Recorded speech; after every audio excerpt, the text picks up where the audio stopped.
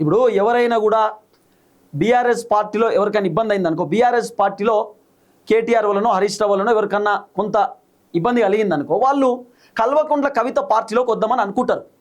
అనుకునే టైంలో కల్వకుంట్ల కవితక కేసీఆర్ని ఈ విధంగా తిడితే విమర్శలు చేస్తే వాళ్ళు రారు, వచ్చేటోళ్ళు కూడా రారు.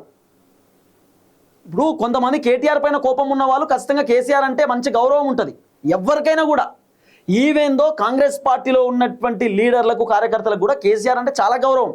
అంతేందుకు ముఖ్యమంత్రి రేవంత్ రెడ్డి కూడా కేసీఆర్ అంటే చాలా గౌరవం. అసెంబ్లీలో కేసీఆర్ వచ్చినప్పుడు రేవంత్ రెడ్డి తన ప్లేస్ నుండి కేసీఆర్ దగ్గరకు వచ్చి నమస్తే పెట్టిపోయి రేవంత్ రెడ్డి మళ్ళీ తన జాగలో కూర్చున్నాడు. సో కేసీఆర్ అంటే అంత గౌరవం ఇస్తారు అంతా. కానీ ఎందుకు కవితక్క ఇట్లా మాట్లాడుతున్నది అర్థమైతలేదు.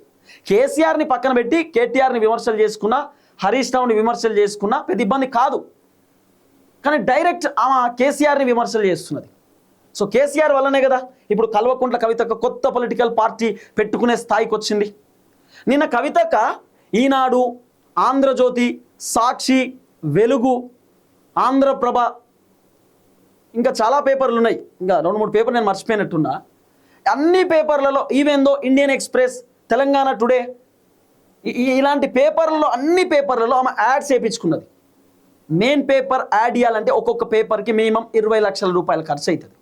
10-15 పేపర్లో కంప్లీట్ యాడ్స్. ఈవెందో తెలంగాణ, ఆంధ్ర పేపర్లలో కూడా యాడ్ వచ్చింది. అంటే ఏందన్నట్టు కేవలం పేపర్ యాడ్స్ కోసమే కల్వకుంట్ల కవితక్క కోట్ల రూపాయల ఖర్చు చేసింది. ఎట్లా సంపాదించింది పైసలు? ఏ విధంగా సంపాదించింది? నేను అవినీతి చేయలేదు, నేను నీతిగా ఉన్నా, నిజాయితీగా ఉన్నా అని చెప్పినప్పుడు పైసలు ఎడికెళ్ళి వచ్చినాయి? ఒకానొక టైంలో ఫ్యాక్ట్స్ మాట్లాడుకుంది. ఒకానొక టైంలో కేసీఆర్ కుటుంబానికి డబ్బులు లేవు.